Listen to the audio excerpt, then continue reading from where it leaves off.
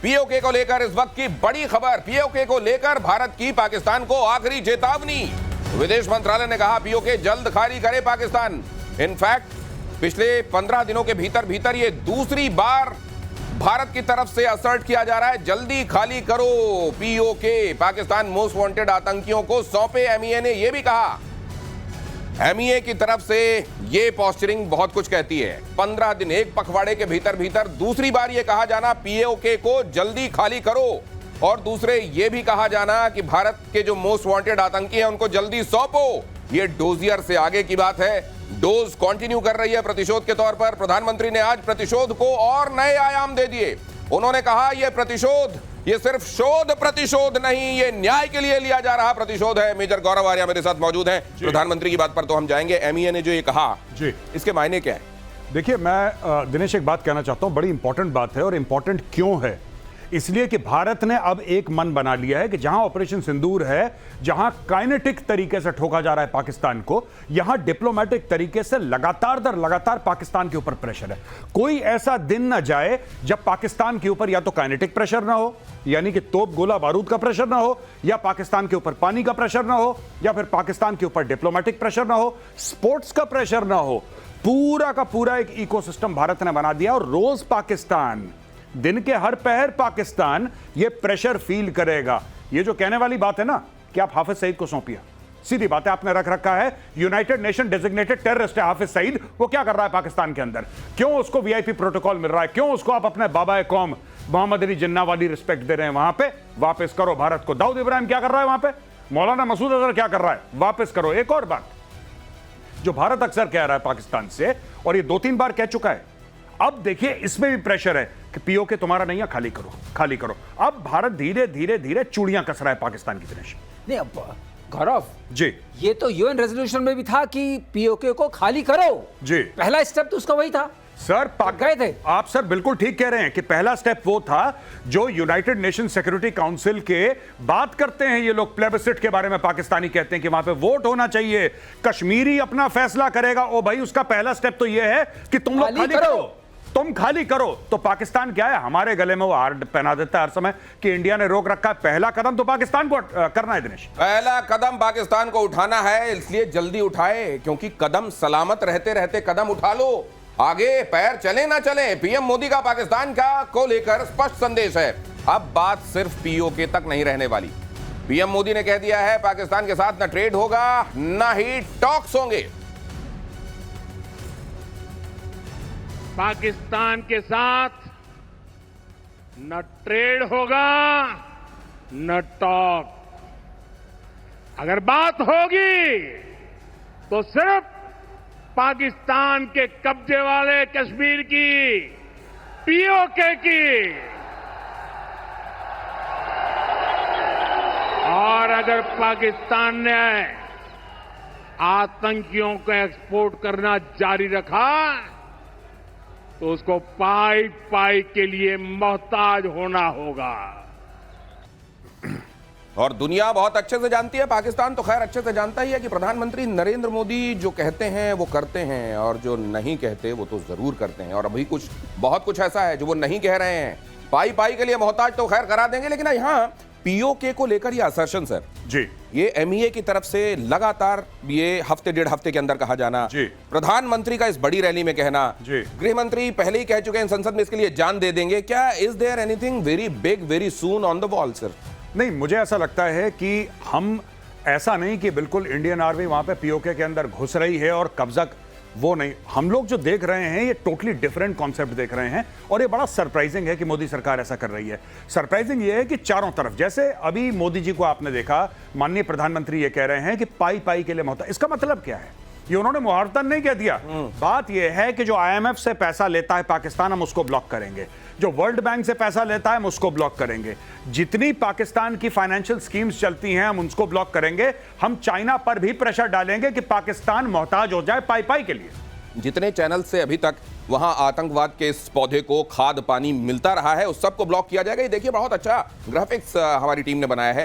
कूटनीति से, अर्थनीति से मिलिट्री एक्शन तो खैर कही दिया गया है कि बंद नहीं होगा, ये थप्पड़ पड़ते रहेंगे। पीओके में बगावत चल रही है, वहां के लोग जो कह रहे हैं कि हमको तो भारत के साथ भैया मिलना है जल्दी, खैर उनको ये पहले कहा जा रहा है कि यहां से चलो, खाली करो। सर ये वहां को लेकर जो कॉम्प्लेक्सिटीज हैं, बहुत सारी चीजें ऐसी हैं जो कहा जा रहा है कि इसको व्यावहारिक रूप से भी देखना पड़ेगा, इस लिहाज से भी देखना पड़ेगा कि चाइना को वहां इन्वॉल्व करके पाकिस्तान ने अपने लिए शील्ड तैयार करने की कोशिश की है। इसको आप कैसे देखते हैं? दिनेश, पाकिस्तान सोचता है कि वो शील्ड तैयार कर रहा है।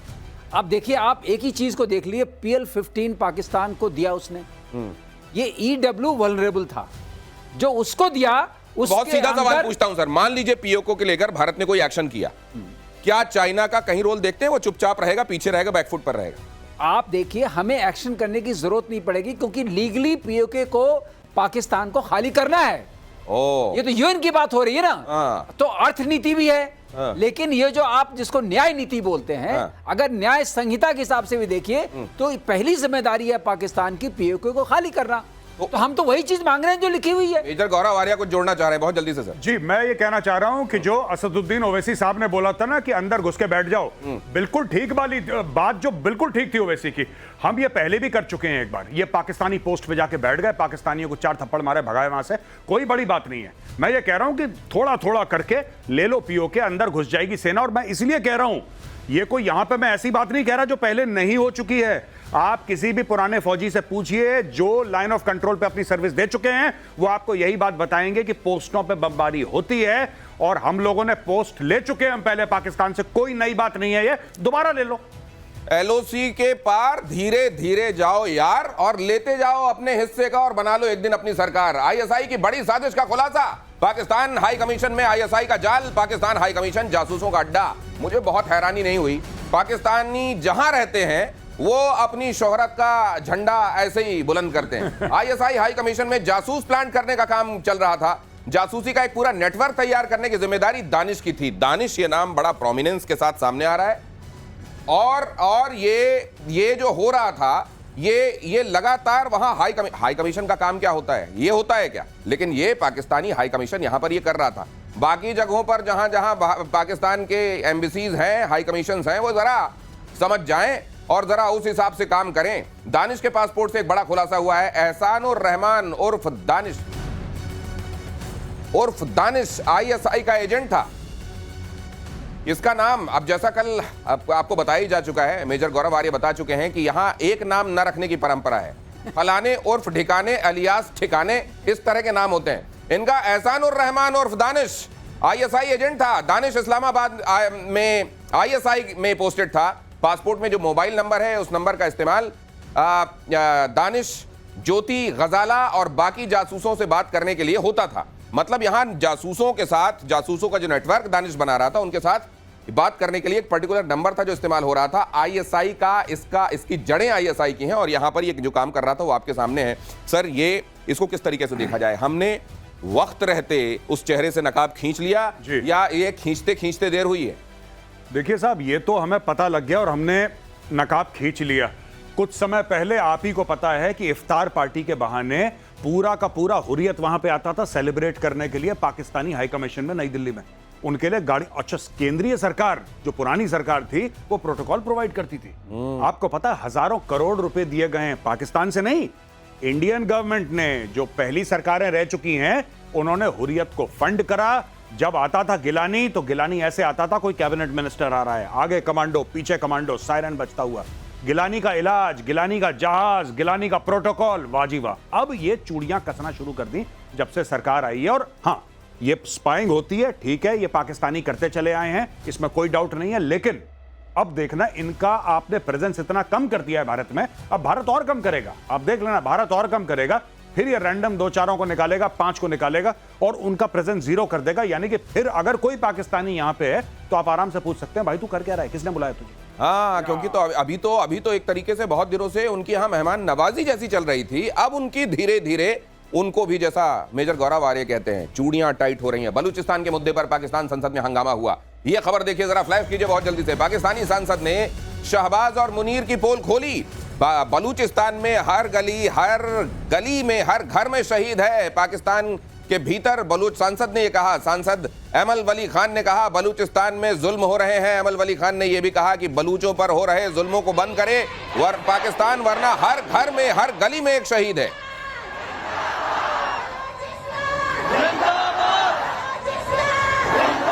ये बात बड़ी बात है। संसद के अंदर बलोच एमपी का यूं खड़े होकर यह कहना कि अब देखो हमारे हर गली में शहीद है, तुम हम पे अत्याचार कर रहे हो, मतलब ये और कितनी देर की बात है? बहुत बड़ी बात है, ये बहुत बड़ी बात है। वहां भी हो रहा है, सिंधु देश के भी नारे लग रहे हैं और खैबर पख्तूनख्वा में भी हो रहा है। ये देखिए क्या हो रहा है, यही है। अगर आप लोगों के सामने इसका सही चेहरा लाएंगे पाकिस्तान का, पाकिस्तान में अपने आप ही इंप्लोजन होगा। और इसमें मत भूलिएगा जल नीति, अर्थनीति के साथ जो जल नीति चल रही है, जल नीति को लेकर तो बड़ा हंगामा होगा। ये बड़ी बात कह रहे हैं। तो शुरुआत है, अभी तो शुरुआत है, अब ये शुरुआत है। और ये जल नीति से लेकर अर्थनीति से लेकर ये न्याय नीति का जो पूरा चक्र घूम रहा है, ये बलूचिस्तान जी कितना और देर बलूचिस्तान का अलग वजूद आप देखते हैं। देखिए, अगर आप कुछ समय पहले मुझसे पूछते तो मैं कहता कि नहीं, अभी बहुत टाइम है। लेकिन आज की तारीख में मुझे ऐसा विश्वास है, क्योंकि जिस तरीके से पाकिस्तान की संसद से जो बलूच नेता हैं वहां पे एक जमाने में बोलते थे, लेकिन दबी जबान में, जितना ये खुलडुल के आजकल बोल रहे हैं, मैंने ऐसी लैंग्वेज कम सुनी है। इसका मतलब there is a sense of confidence, पहली बात। दूसरी चीज, ऑपरेशन सिंदूर से क्या हुआ है कि बलोचों के अंदर एक नई ऊर्जा आई, एक नई एनर्जी आई है बलोच के ऊपर कि हाँ, जैसे कि उन्होंने हमें डायरेक्टली बोला है कि आप हमें सपोर्ट करिए, पाकिस्तान को निकालते हैं यहां से। तीसरी बड़ी बात यह है कि अब बलोचिस्तान एक ऐसे नहज पे आ गया है कि उनको एक पॉलिटिकल फेस मिल गया है डॉक्टर महारंग बलोच की सूरत में, और अब बलोच पीछे लग गए। यानी कि देखिए, पॉलिटिकल फेस क्यों इंपॉर्टेंट है दिनेश? इसलिए इंपॉर्टेंट है एक राजनीतिक चेहरा, कि वो चेहरा जो दुनिया भर में एक्सेप्टेबल हो। आज की तारीख में लोग कह रहे हैं कि साहब उनको नॉमिनेट कर रहे हैं नोबेल प्राइज की, बातें चल रही हैं। तो आप ये देखिए कि जो बलूचिस्तान का मुद्दा सिर्फ पाकिस्तान के अंदर का था, वो पूरी दुनिया में आग की तरह फैल गया है। और इससे बड़ी बात क्या हो सकती है? ये पूरी दुनिया में अगर आग की तरह फैल गया है, तो ये वो दिन बहुत दूर नहीं है जब बलूचिस्तान से उठने वाली ये आवाज आखिरकार अपने अंजाम तक, मुकम्मल अंजाम तक पहुंचती दिखाई देगी। अलग देश के तौर पर विदेश मंत्री